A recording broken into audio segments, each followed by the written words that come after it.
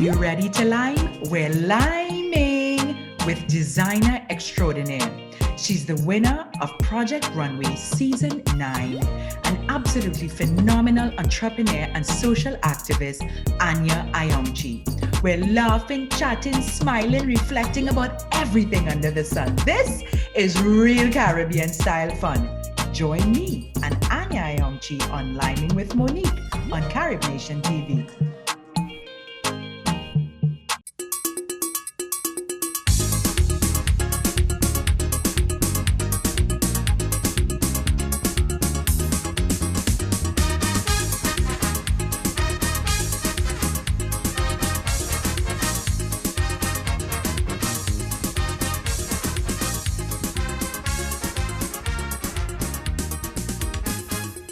Hello, my name is Monique Marie McSween and welcome to Liming with Monique. Today we're liming with designer extraordinaire. She's a social activist, she's a philanthropist, she's a mother. She is the winner of Project Runway Season 9, Anya Ayoung Chee. We're laughing, chatting, smiling, reflecting about everything under the sun. It's a lime. So sit back and relax and let's have real Caribbean style fun. Let's learn a bit about Anya. Anya Ayoung Chee is a fashion designer, entrepreneur, and social activist. Anya inspired millions when she won the 9th season of the popular US television series Project Runway. She then launched her own line of womenswear geared towards the resort wear market. In 2008, Anya competed at the Miss Universe pageant in Vietnam for her native Trinidad and Tobago. She, at that pageant, wore her own wardrobe, the clothing that she designed for herself. In recent years, Anya retreated from designing her own clothing line in order to open and manage a co-working space called Home, a boutique called Exhibit A, and a cafe called Home Cafe in Trinidad and Tobago. The Anya Ayoung Chee limited edition brand, as well as the costumes and various wear that she designs for Carnival, is only the beginning of Anya Ayoung Chee, fashion designer extraordinaire. And this, ladies and gentlemen, takes us to the discovery of Anya Ayoung Chee. Welcome, Anya. Are you ready to line? I am so ready, Monique. I'm so happy to be here. Oh my gosh, we are so excited and honored, Anya, that you are joining us on this line. We have so much that we want to know about you, and I know that our viewers are really excited that your line is coming up. So let's start with that burning question that everybody wants to know, which is, you won Project Runway Season 9. And everybody in Trinidad and Tobago, and of course the wider Caribbean, and of course around the world, were just so excited for you. My nerves, I know, were shot. I was sweating, really hoping and praying. And of course, you got the victory, and we're so happy about that. But tell us, what was that like? Like, what did you have to draw on inside of yourself to get through that nerve-wracking moment? And then what did you learn from that experience, and how has your life changed from that Project Runway experience? Oh gosh. Well, first of all, it has been a little while. So my life since then has been quite a journey.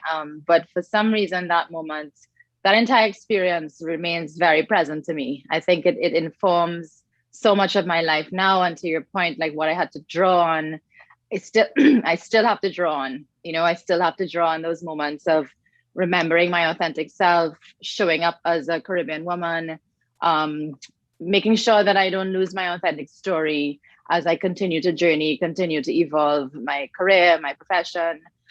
Design as a profession has evolved a lot for me. So as I've entered into different areas of focus, I continuously find myself in these imposter syndrome moments where I have to just remember, like, I can just show up as me, and that's the best way to show up. And that's really what I think helped me to win that show, was just really being myself. And I went through the hills and valleys of learning that lesson, because if you remember, I almost was kicked off in the very last episode. right before the finale. And it's really only because I guess Heidi, for whatever reason, was committed to me being part of the show. She just, I think it was really a lesson in me being a truly, authentically Caribbean woman. And that does come up for me all the time, still. Anya, that is such a lesson that all of us can learn, not just from the Caribbean, but as human beings. We live in a world that encourages competition, that encourages comparison. For us as women, that's a real thing, right? We look at TV and we see it, on social media, and we're always in this space of comparing ourselves with others with a view to validating ourselves. And so I just want to say thank you on behalf of women in the Caribbean and around the world, because you taught us about the power of our authenticity, that just being me is where my unique value proposition lies. And speaking about authenticity and creativity, you are so multifaceted. You have taken your authenticity and creativity and you've born an entire business. You're a designer, you founded a foundation. Tell us, Anya, a lot has happened since, as you just said, Project Runway. Walk us through what your life looks like now, including your absolutely adorable son. So gorgeous. Tell us what your life looks like now. Yes, it looks a lot like Kyrie, my son, runs the show. He's almost 3, and his presence has changed my husband and I think forever, as children do. I think the last 3 years where I thought I was losing my identity, I've actually found it with much more clarity. Where I did take a break from designing I have 2 lines. In that space, I started the Together We Foundation, which is what you were referring to, that it basically uses creativity to raise awareness about social issues that affect the Caribbean. So one of the major campaigns we did was Leave She Alone campaign that was raising awareness about domestic violence and gender-based violence. And I think that period gave me a reconnection, or a connection really. It was the first time I realized how much doing socially driven work was absolutely crucial to me. So after winning Project Runway, making this arc through having a clothing line and doing the routes and doing what I thought I was supposed to do, losing faith with my connection to that world of commercial fashion for the sake of it, then developing this foundation where my work has really converged is meeting creativity, particularly through the lens of fashion, with social impact. So my clothing lines, the 2 of them, are both produced by women who are both Trinidadian and of Venezuelan migrant descent. We are developing a program right now with the IDB, which is the Inter-American Development Bank, to really train and uplift this body of women to be able to gain even more access to livelihood opportunities. So my lines are really sort of a conduit for this livelihood project. And I really truly believe in economic independence of women being a way forward for us to be able to make choices and find ourselves out of vulnerable situations. This spans, I think, most women's scenarios in a wide spectrum of life. So I think what I'm trying to say is that yes, fashion still remains a core of what I do, but definitely through the lens of social impact. And so this project, Spool, which is a training and production project, is very near and dear to me, and it's something that I'm seeing through gradually. And I'm also working on an initiative that I co-founded with Massey, which is a conglomerate, as you know, based across the region, to support micro, small, and medium enterprises, MSMEs, to build capacity and scale across the region and the world. And really, again, this is all about lending the type of resource so that micro and small entities can become and flourish in the way that they're meant to. We are expounding in creativity and talent, but not often do you have the kind of hand-holding and support you need to really see something through. So true, Anya, and that is so powerful. You spoke about what you have just described is a real evolution. And I believe, and I can tell from what I've heard just in this conversation, that you believe that as human beings, we have the power to take ourselves from one level to the other, from high, from one height to the next level in terms of our own evolution and the contribution that we are making to this world. But we don't get to that place by accident, right? It takes something to happen to kind of trigger that change. There has to be some catalyst. And I heard you on a virtual event that you spoke, and you spoke so beautifully about your experience. And on that event, you spoke about a period of introspection. Tell us, Anya, for those of us who want to make a change in life, we want to get to that higher place and go higher and higher in terms of our contribution and our success. What was that time of introspection like for you, and that time of introspection that I think you said led to this Together We Foundation and you're becoming a social activist? Gosh, yes. And it's funny that that Twitter space we were chatting on was one of the first times I shared so openly about the fact that I mean, I'm conscious of my privilege to be able to make this choice, but I chose not to work. I chose not to earn. And I chose as a result to not have some of the, I guess, the eases of life. I didn't have a car. I was living with, very gratefully in someone else's home. I was all the things that I let go because that's how I could afford to take this break, and I didn't know it was a break. I think actually I was probably a little depressed, but either way, it gave me space, it gave me space to feel, it gave me space to hear myself. It gave me space to, I actually decided not to drink for a while, which was really huge for me. As our culture sort of necessitates, it's something that a lot of us do, both by rote. And so that space really just quieted my life. And out of that space, I was able to hear my true leanings. And I think after winning Project Runway and being a designer for quite a while by then, designing for Tribe, like you mentioned, I needed to remember that I wasn't defined by my past, that Project Runway was an incredible, incredible achievement and will stay with me forever, as was going to Miss Universe, as was several other things in the past, but those things didn't define me. And I needed to remember who I was in the present moment. And the person in the present moment, this was in 2016, was somebody genuinely concerned about the state of our region. And I had no qualifications to be a quote unquote activist. I still don't.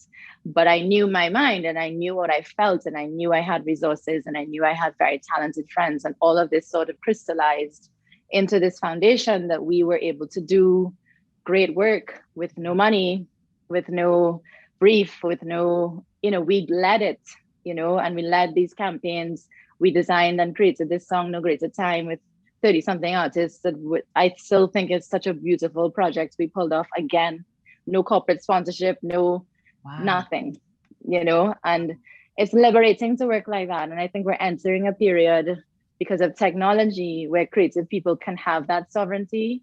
And I'm really excited about that. I think it's about time the creatives can actually own their process, own their work, own the benefits of their work, make money because of their work, in a way that really impacts the world, and we're not beholden as much. Gradually, more and more, we're becoming more empowered to own our own work and own the direction of our work. And I think that is really, really crucial. Absolutely. Absolutely. I want to take a step back to something you just mentioned. You said that you were not really qualified, to be a social activist. And I believe, Anya, that is not true, that you are inherently qualified. And here's why I believe this: because of your Caribbeanness. Being raised, I know you were born in New York, but you spent a large part of your life in Trinidad and Tobago, and being raised in the Caribbean, being raised on an island in a small place, there is something inside of us that we just have to be creative, right?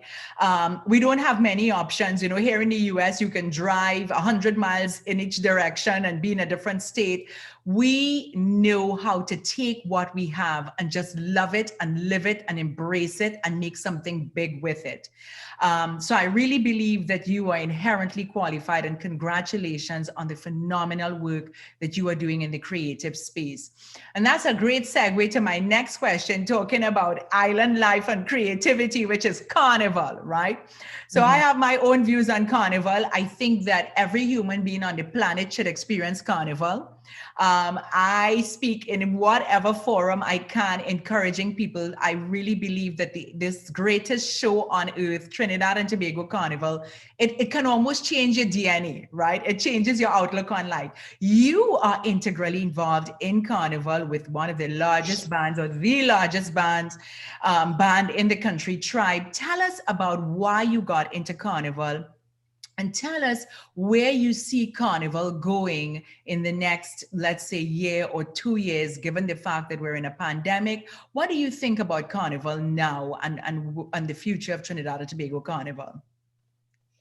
Well, I can tell you don't have enough time for all of that, because my views on Carnival are deep and complex. But at the same time, so I don't design for Tribe anymore, but I did design for Tribe and the Lost Tribe for about 7 years. So I feel like I have a decent amount of experience with that model to know that, again, I think that there's room for change. I think there's room for change in how the sort of privatization of Carnival has led to a very specific way that the business operates.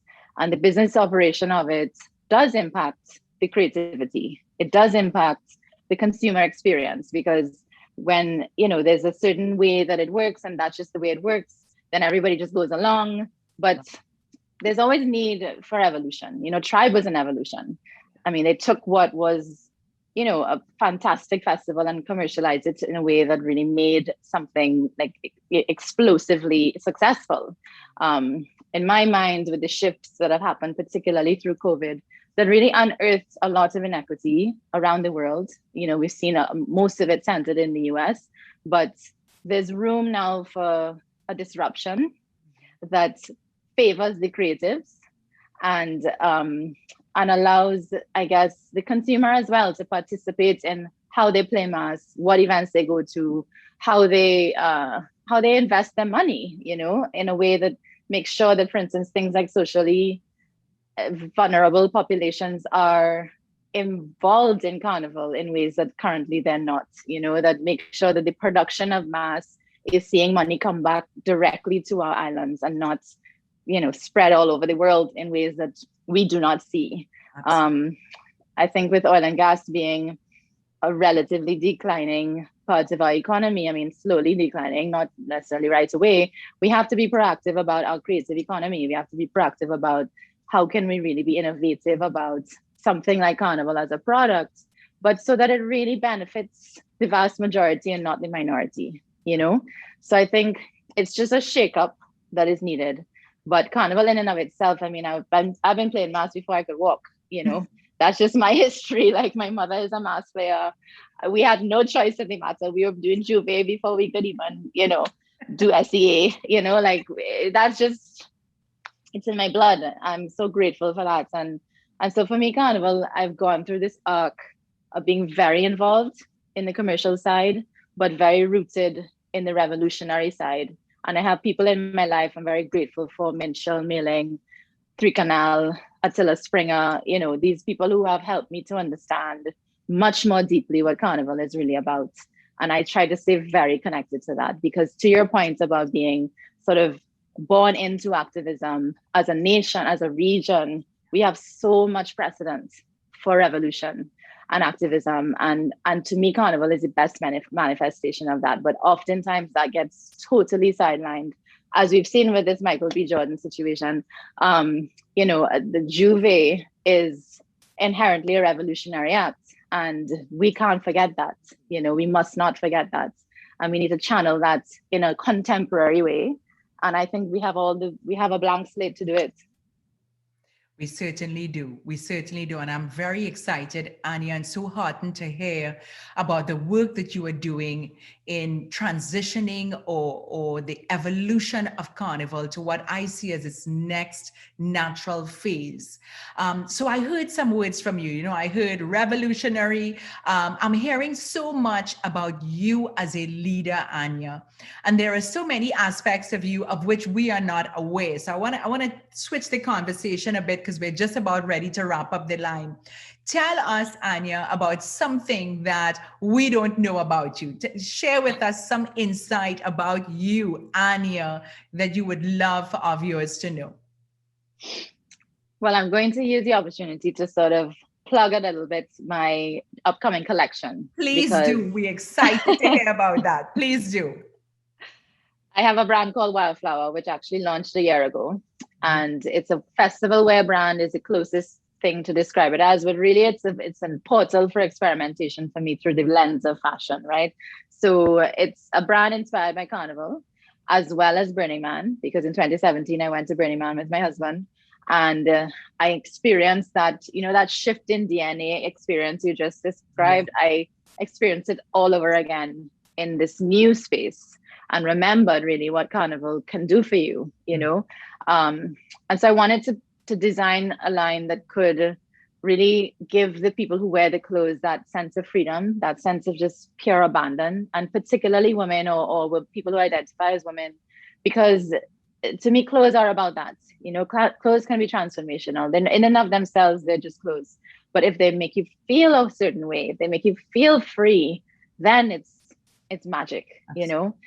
I wanted to make sure that the line was produced in a way that brought economic freedom to the women who make it. And I wanted to make sure that the people who create it, because I don't expect that it'll be just me designing it, have creative freedom in a way that oftentimes Carnival does not afford you. And so there is a through line of freedom through the brand. And the way that we're presenting it is through a series of NFTs. So, you know, NFTs is this exploding technology. The reason I'm going in this direction is because the NFTs give us a way to ensure that all of the collaborators benefit. The social impact aspect has a profit sharing sort of channel as well. And it's a way to kind of take the brand in the direction of merging technology and fashion, and really giving it room to expand into many different worlds, including designing for digital wearable spaces, including, you know, a whole range of freeness that we just don't have with tangible physical clothes all the time, and the construct of the fashion industry. So I guess inherently what I'm trying to say is that I am a very disruptor personality at heart, and I love that technology is giving us this avenue to act on that sort of rebellious nature, and give creatives access to more freedom, and hopefully also give the world just a better way to interact with each other, and dismantle some of the systems that have kept so many people in a state of separation for too long. So that's beautiful, Anya. And the world needs this now. We need a bridge. We need someone like you, through your creativity, through a creative line, through a clothing line, to bring us all together. And I love your focus on freedom, because isn't that all that's all that we really want, right? Whether it's financial freedom or personal freedom or spiritual freedom, we just want the freedom to live our best lives possible. Anya, I have so enjoyed this conversation. I wish we had more time for this line, but maybe next time. And so I know that our viewers enjoyed having you on Liming with Monique. I certainly did. Thank you so much again. Thank you. The pleasure was mine. Thank you.